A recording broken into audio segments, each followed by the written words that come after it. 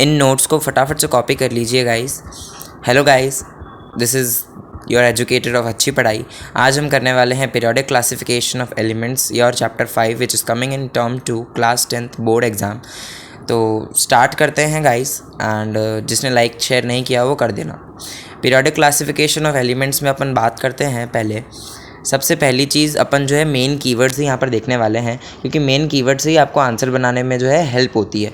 ठीक है, तो मेन कीवर्ड में जैसे अब आपको एक जनरल इन्फॉर्मेशन देता हूँ। जैसे जैसे जो है एलिमेंट्स बढ़ रहे थे, as the number of elements started increasing, many scientist tried to arrange them in to understand them. ठीक है, बहुत सारे साइंटिस्ट ने ट्राई किया कि उसको इस तरीके से ग्रुप वाले फॉर्म में कि टैबुलर फॉर्म में इस तरीके से अरेंज करना चाहिए कि जो है हम इसको आराम से समझ सकें कि किस तरीके से ये इसमें बात कर रहा है। ठीक है, तो आगे देखते हैं। इसमें अलग अलग साइंटिस्ट आए, तो उसमें था एक डोबरनेर का जो रूल था उसको ट्रायड रूल कहते थे। इसने क्या बोला डोबरनेर में रूल में कि प्रॉपर्टीज़ जो होती है, properties of elements in each triad were similar. ठीक है, जो प्रॉपर्टीज़ है वो क्या आएंगी हर ट्रायड में, वो सिमिलर होगी। ठीक है, फिर आगे देखते हैं।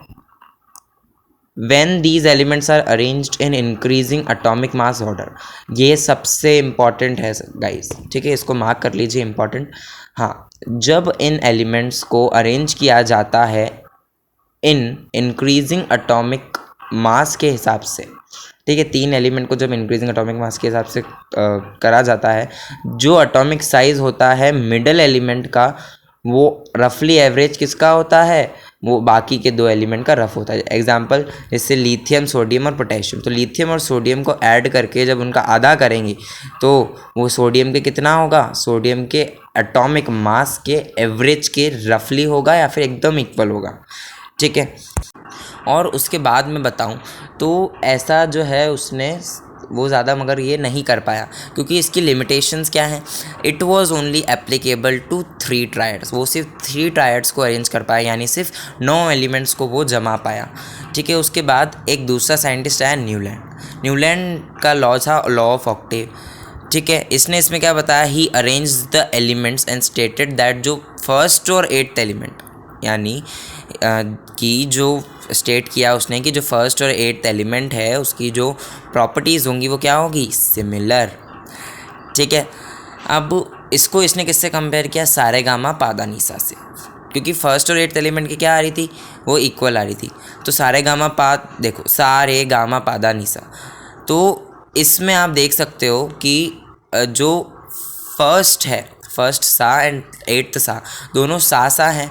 तो सा है, तो इसी से उसने ये बताया कि हाँ ये दोनों सा है, तो वैसे ही क्या होती है, एलिमेंट्स की प्रॉपर्टीज़ भी सिमिलर होती है। अब इस चीज़ को इसने क्या किया, इससे कंपेयर किया और इसके लॉ को क्या नाम दे दिया, न्यूलैंड लॉ ऑफ ऑक्टेव, क्योंकि ये म्यूजिकल ऑक्टेव से कंपेयर हो रहा था। बट न्यूलैंड भी फेल हो गया, तो इसकी कुछ लिमिटेशंस हैं। क्या लिमिटेशंस हैं, लिमिटेशंस ये हैं कि इसका जो लॉ था वो एप्लीकेबल था कब, कहाँ तक, कैल्शियम तक। कैल्शियम तब कौन सा नंबर ऑफ एलिमेंट था, 17th एलिमेंट उस टाइम पे। ठीक है, और न्यूलैंड ने ये कहा कि 56 एलिमेंट के बाद और कोई बनेंगे ही नहीं। क्या बोला कि after 56 element no element will be discovered, but वो रॉन्ग था। उसके आगे और एलिमेंट्स बनते गए और 56th एलिमेंट के बाद बने। तो और जो 56th एलिमेंट था उस टाइम का वो कौन सा था, thallium was the 56th element of that time. ठीक है, फिर उसके बाद में बात करते हैं कि एलिमेंट्स को फिट करेंगे। To fit the elements in the table ही adjusted 2 elements in same slot. ठीक है, जैसे कोबाल्ट और निकल है उसको सेम स्लॉट में उसने रख दिया। फिर क्या बोल रहा है, he putted iron from cobalt and nickel far away. ठीक है, इसने क्या किया, कोबाल्ट और निकल से आयरन को दूर रखा। ठीक है, जिस वजह से क्या हुआ, इसकी टेबल और थोड़ी गड़बड़ा गई, जबकि इनकी क्या थी, दे हैव सिमिलर प्रॉपर्टीज। देखो इसमें दे हैव सिमिलर प्रॉपर्टीज। ठीक है, फिर बात करते हैं मेंडलीव की, मेंडलीव पीरियोडिक टेबल। मेंडलीव बहुत अच्छा इंसान था। देखो क्यों था, क्योंकि जो है उसने क्या किया, अरेंज किया 63 एलिमेंट्स को सबसे पहले इंक्रीजिंग एटॉमिक मास के रूप में। ठीक है, अब इसने 63 एलिमेंट्स को इस तरीके से अरेंज किया कि जो उसमें वर्टिकल कॉलम्स थे उसने उसको नाम दिया ग्रुप, हॉरिजॉन्टल रो को नाम दिया उसने पीरियड। और ये किसकी तरह है, ये जो हमारी आज की पीरियोडिक टेबल है उसकी तरह है, ठीक है। वैसे ही ग्रुप्स और पीरियड्स हमारे पीरियोडिक टेबल में भी हैं, जैसी मेंडलीव ने अपने पीरियोडिक टेबल में बताई, ठीक है। फिर इसने क्या बोला, elements with similar physical and chemical properties of in same group. तो इससे क्या है, इसने पीरियोडिसिटी दर्शाई। पीरियोडिसिटी का क्या मतलब होता है, एक ही चीज़ का बार बार आना, ठीक है, लगातार रिकरिंग होना किसी चीज़ का एक पीरियड में, उसको पीरियोडिसिटी बोलते हैं। सो आपको पीरियोडिसिटी समझ में आ गया होगा। उसके बाद जो है इसके अचीवमेंट भी है। इसका अचीवमेंट क्या है मेंडलीव का, कि इसने जो है गैप्स छोड़े फ्यूचर एलिमेंट्स के लिए विद संस्कृत प्रीफिक्स एका, ठीक है। तो ही लेफ्ट आउट, इसने मतलब इसको लगा था कि हाँ, इसने जब बनाई टेबल, इसको लगा था हाँ यार कुछ गैप्स भी छोड़ने चाहिए, ताकि क्योंकि इसको लग रहा था कि हाँ बीच में और एलिमेंट्स आएंगे, बट इसलिए इसने क्या करा, इसने गैप्स छोड़ दिए, ठीक है। इसने उसमें क्या एका लगा के गैप छोड़ दी, और ये कुछ एग्जांपल्स है एका के। बट फिर भी इसके लिमिटेशन, इतने अचीवमेंट भी किए बट ये फेल हो गया, इसलिए इसकी लिमिटेशंस भी हैं। जैसे इसके लिमिटेशंस क्या क्या हैं, जैसे कि मतलब आप बात कर सकते हैं कि इसने इतने कोशिश करने के बाद भी ये फेल हो गया, तो क्यों हो गया, तो इसने क्योंकि हाइड्रोजन को ही इनकरेक्ट पोजीशन दे दी, ठीक है, हाइड्रोजन को पोजीशन सही नहीं दी, ठीक है। अनसर्टेन पोजीशन ऑफ आइसोटोप्स को भी पोजीशन सही नहीं दी, ठीक है। तो इस वजह से ये फेल हो गया, क्योंकि भाई आइसोटोप्स को भी प्लेस देनी ज़रूरी है ना। फिर क्या, मेटल्स और नॉन मेटल्स को सेपरेट नहीं किया, metals and non metals are not separated from non metals, ठीक है। ये दोनों जो है अलग अलग नहीं, आज की पीरियोडिक टेबल में दोनों अलग अलग सेपरेटेड है, ठीक है। बट उसने ये चीज़ नहीं की, तो वो उसमें से गलत साबित हो गया। फिर some elements were not arranged according to their increasing atomic mass, increasing atomic mass को में कुछ एलिमेंट्स को नहीं जमाया, ठीक है, मतलब बड़े वाले को पहले रख दिया, छोटे को बाद में, ऐसे। फॉर एन एग्जांपल जैसे आर्गन है, 39.9 इसका एटॉमिक मास है, फिर भी इसको पहले रख दिया पोटेशियम के पहले, जिसका एटॉमिक मास क्या था, 39 था। तो ये उस चीज़ में गलत साबित हो गया और ये फेल हो गया। इसी के साथ मेंडलीव वाला पार्ट तो पूरा होता है। और मैं आपको एक बात बता दूँ कि गाइस, मैं भी क्लास 10th में हूँ, ये बहुत इंपॉर्टेंट है, इसको ज़रूर पढ़िएगा। अब नेक्स्ट देख लेते हैं। तो अब अपन बात करते हैं अब प्रेजेंट की, ठीक है। तो प्रेजेंट में वापस मेन कीवर्ड्स ही देखेंगे अपन, ठीक है। तो 1930 में हेनरी मोज़ले नाम का एक साइंटिस्ट आया, उसने मॉडर्न पीरियोडिक टेबल दी। उसने अब एटॉमिक नंबर को प्रिविलेज दी इंस्टेड ऑफ एटॉमिक मास। तो 1930 में Henry Moseley shared modification of Mendeleev periodic table.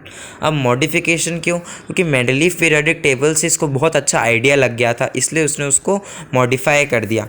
फिर उसके बाद एटॉमिक नंबर को इसने प्रिविलेज दी, ठीक है, एटॉमिक मास की जगह पर, ठीक है। तो एटॉमिक नंबर से जो है इसको बहुत आसानी हुई चीज़ों में। किन चीज़ों में आसानी हुई हम वो भी देखते हैं, ठीक है गाइस। तो क्योंकि अपन जानते हैं कि एटॉमिक मास वाले सारे ही फेल हुए थे, फिर क्या है, एलिमेंट्स को जब इसने एटॉमिक नंबर के हिसाब से जमाया, तब इसने मॉडर्न पीरियोडिक टेबल को क्लासीफाई किया, कि जब इसने जमाया एलिमेंट्स को एटॉमिक नंबर के हिसाब से, इसके लिए क्या बनी, मॉडर्न पीरियोडिक टेबल बन गई, ठीक है। फिर when elements arranged according to their atomic number, it is easier for us to predict their properties। जब एलिमेंट्स को एटॉमिक नंबर की तरह जमाया गया, तब हमारे लिए ईजी हो गया है कि हम इनकी प्रॉपर्टीज़ को प्रेडिक्ट कर सकें कि वो कैसी हैं, ठीक है। फिर बात करते हैं आगे। तो modern periodic law is very important. ये एग्जाम में पूछा जाता है कि हाँ भाई, कि मॉडर्न पीरियोडिक लॉ बता दो, किसी भी तरीके से पूछा जा सकता है। तो मॉडर्न पीरियोडिक लॉ होता क्या है, the properties of elements and the periodic function of their atomic number. जो प्रॉपर्टीज़ होती हैं किसी एलिमेंट की, वही उसका पीरियोडिक फंक्शन होता है एटॉमिक नंबर के हिसाब से, ठीक है। तो वही होता है मॉडर्न पीरियोडिक लॉ, ठीक है। इसी मॉडर्न पीरियोडिक लॉ से बहुत सारी जो है प्रॉपर्टीज़ हम पढ़ने वाले हैं, जो ट्रेंड्स हैं मॉडर्न पीरियोडिक टेबल के, वो, ठीक है। तो वो देख लेते हैं, trends of modern periodic table. अब ये ट्रेंड्स क्या है, जो पीरियोडिक टेबल बनने के बाद चीज़ें हुई वो है। तो इसमें वैलेंसी, एटॉमिक रेडियस, साइज़ वगैरह and metallic, non metallic character, nature of oxide, हम सब देखने वाले हैं, ठीक है। तो बात कर लेते हैं सबसे पहले अपन वैलेंसी की। तो वैलेंसी में क्या है, वैलेंसी में देखते हैं, ठीक है, remain same down a group, ठीक है। तो जैसे अब आप देख सकते हो ये मैंने फर्स्ट और सेकंड ग्रुप लिया है पीरियोडिक टेबल का, फर्स्ट और सेकंड, ठीक है। इसमें इसको ग्रुप है और ऐसे जो होते हैं मतलब और हॉरिजॉन्टल को पीरियड, ठीक है। तो अब आप देख सकते हो कि हाइड्रोजन, लिथियम, हाइड्रोजन का 1 होता है तो 1, इसका 3 होता है तो 2 1 इसका कॉन्फ़िगरेशन होगा, ठीक है। इसका 11 होता है तो 2 8 1 इसका कॉन्फ़िगरेशन रहेगा। तो अपन इसमें देख सकते हैं, क्या देख सकते हैं कि इसमें जो लास्ट शेल उसमें क्या आ रहा है 1 1 1, ठीक है। लास्ट शेल में तीनों में 1 1 आ रहा है, तो इसमें हम कह सकते हैं कि डाउनो ग्रुप क्या है, डाउनो ग्रुप जो है इनकी वैलेंसी सिमिलर है, ठीक है। तो ये अपन ने इसमें देख लिया। फिर अब अगर अपन बात करें पीरियड की, अक्रॉस अ पीरियड, तो जब ऐसे अक्रॉस अ पीरियड जाता है ना तो वो जो है वैलेंसी चेंज हो जाती है, क्योंकि देखो अब जैसे लिथियम है तो इसकी 2 1, बेरिलियम है तो इसकी जो है 2 और 2, ठीक है। तो अब इसमें अपन देख सकते हैं कि वैलेंसी क्या है, चेंज हो गई है, क्योंकि उसमें 1 था इसमें 2 है तो चेंज हो गई, तो वैलेंसी और इसका जो है काम हमने इसमें देख लिया। फिर इसके बाद देखिए एटॉमिक साइज़ का। अब एटॉमिक साइज़ के बारे में पूछें तो एटॉमिक साइज़ क्या होता है, it is the distance between the centre of nucleus and outer most shell, ठीक है। सेंटर ऑफ न्यूक्लियस और आउटर मोस्ट शेल के बीच का जो डिस्टेंस होता है वही होता है एटॉमिक साइज़। तो अब इसमें देख लेते हैं, जैसे लिथियम है इसका है 3, इसका इलेक्ट्रॉनिक कॉन्फ़िगरेशन 2 1। अब जैसे अपन एक पूरा एक एटम बनाए तो उसके अंदर ये न्यूक्लियस, ठीक है, ये हो गया अपना न्यूक्लियस, ठीक है। अब ये न्यूक्लियस है, इस न्यूक्लियस में यहाँ पे 2 1 है तो यहाँ 2 शेल होंगे, 2 एक में और लास्ट वाले में 1, ठीक है। इस तरीके से कुछ अपना स्ट्रक्चर बन गया। तो ये जो न्यूक्लियस से आउटर मोस्ट शेल तक का जो डिस्टेंस है वही क्या है, ये है एटॉमिक रेडियस, ये है एटॉमिक रेडियस, ठीक है। तो इस एटॉमिक रेडियस से ही क्या पता चलता है, एटॉमिक साइज़ के बारे में पता चलता है। तो जैसे कभी आपसे अगर एग्जाम में पूछा जाता है ना कि किसका एटॉमिक साइज़ रेडियस बड़ा है, तो आपको इस तरीके से ही करके कॉन्फ़िगरेशन करके बताना है। अब है कि एटॉमिक जो है पीरियड में डिक्रीज़ होता है, ठीक है। अब ऐसा क्यों होता है, क्योंकि जैसे अक्रॉस से पीरियड जाते हैं ना तब यहाँ पर देखो, यहाँ पर है 2 1 था, उधर इधर 2 2 था, ठीक है। तो यहाँ पर अपन देख सकते हैं कि यहाँ पर जो है शेल जो है वो 2 2 ही हैं, इसमें यहाँ पर ज़्यादा डिफरेंस नहीं आएगा, बट इसीलिए इनकी प्रॉपर्टीज़ की वजह से अपन को बोलना पड़ता है कि ये जो है डिक्रीज़ होते हैं। फिर बात कर रहे हैं ग्रुप की, तो ग्रुप में क्या होता है, ये ग्रुप में इंक्रीज़ होते हैं, क्योंकि अब हम देख सकते थे कि फर्स्ट में कितने शेल थे, इस फर्स्ट में जो है फर्स्ट में 1 शेल था, सेकंड में 2, थर्ड में 3, ठीक है। तो इतने शेल्स थे, तो ऐसे शेल्स इंक्रीज़ हो रहे तो क्या होगा, एटॉमिक रेडियस भी इंक्रीज़ हो जाएगा। एटॉमिक रेडियस के इंक्रीज़ होने की वजह से एटॉमिक साइज़ में इंक्रीज़ हो जाएगा, तो down a group atomic radius increases. ऐसे क्वेश्चन केमिस्ट्री में ज़रूर आएंगे गाइज, इसलिए ज़रूर पढ़ना है। उसके बाद में अपन देखते हैं, उसके बाद में अपन देख लेते हैं metal and non metallic character के बारे में।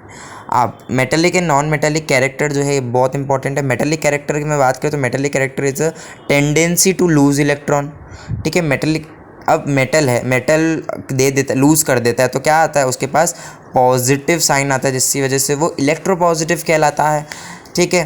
तो अब मेटेलिक कैरेक्टर इलेक्ट्रोपॉजिटिव कहला रहा है क्योंकि वो लूज़ कर रहा है, क्या, इलेक्ट्रॉन लूज़ कर रहा है। अब मेटेलिक कैरेक्टर की बात करें तो it decreases across a period. जब अपन पीरियड में जाते हैं ना, ऐसे पीरियड में, तब जो है ये डिक्रीज़ हो जाता है, ठीक है। डिक्रीज़ क्यों हो जाता है, क्योंकि अब जैसे अक्रॉस अ पीरियड जाएगा तो लिथियम और इसमें से कौन ज़्यादा मेटेलिक होगा, लिथियम मेटेलिक होगा, क्योंकि अक्रॉस अ पीरियड इसकी जो प्रॉपर्टीज़ वो क्या होती है, डिक्रीज़ हो जाती है। फिर डाउन अ ग्रुप में क्या होती है, डाउन अ ग्रुप में इंक्रीज़ हो जाती है। अब डाउन अ ग्रुप में इंक्रीज़ क्यों हो रही है, क्योंकि जैसे लिथियम, सोडियम, पोटेशियम वगैरह ये जितने भी एलिमेंट आ रहे हैं फर्स्ट ग्रुप में, तो इसमें आप देख लो कि जो अगर पूछे ना कि इसमें सबसे मेटेलिक कौन सा है, तो सबसे मेटेलिक कौन सा है, अब देखो ऊपर फर्स्ट तो हाइड्रोजन तो नॉन मेटल हो गया, बाकी सारे ये जो मेटल्स हैं इसमें अपन देख सकते हैं कि है ना कि Fr जो है वो सबसे क्या है, मेटेलिक है। क्यों, क्योंकि यहाँ पर ये सबसे नीचे आ रहा है। तो यहाँ पर अपना मेटेलिक कैरेक्टर के बारे में बात होगी, तो ये मेटेलिक कैरेक्टर आपको समझ में आ गया है तो ठीक है। एंड नॉन मेटेलिक कैरेक्टर की बात करें तो ये टेंडेंसी क्या है, इसका अपोजिट है ये सारा, ठीक है। तो अब ये क्या है, अब ये इसमें डिक्रीज़ है तो इंक्रीज़, इसमें इंक्रीज़ है तो इसमें डिक्रीज़, तो इस तरीके से यहाँ पर इसमें डिफरेंस है, ठीक है। फिर मेटल लेफ़्ट साइड में होते हैं अपने पीरियड में, ठीक है। मेटल्स लेफ़्ट साइड में, नॉन मेटल्स राइट साइड में और बीच में मेटेलॉइड्स, ठीक है। है ना। तो इस तरीके से अपन को पूरा ये सब पता है, ठीक है। Metals, non metals, left right, metalloids बीच में, ये सब हम अपन को क्या है, ये सब अपन को मालूम है, ठीक है। फिर उसके बात करें नेचर ऑफ ऑक्साइड के, तो नेचर ऑफ ऑक्साइड के बारे में बात करते हैं तो जो मेटल्स की होती है बेसिक और नॉन मेटल की जो होती है वो एसिडिक होती है। तो ये जो है इस मेटेलिक नॉन मेटेलिक कैरेक्टर के हिसाब से अपन को देखना पड़ेगा कि जिसका मेटेलिक कैरेक्टर ज़्यादा होगा उसमें अपन को बेसिक एसिडिक ये सब बताना पड़ेगा, ठीक है। तो ये चीज़ बहुत इंपॉर्टेंट है, ठीक। इसके बाद जो चीज़ आपको ध्यान रखनी वो है ये है कि चैनल को आपको सब्सक्राइब करना नहीं भूलना है, लाइक करना है, शेयर करना है और प्लीज़ सपोर्ट कीजिए गाइस। इसके बाद रिप्रोडक्शन चैप्टर में का भी एक पार्ट में डालने वाला हूँ।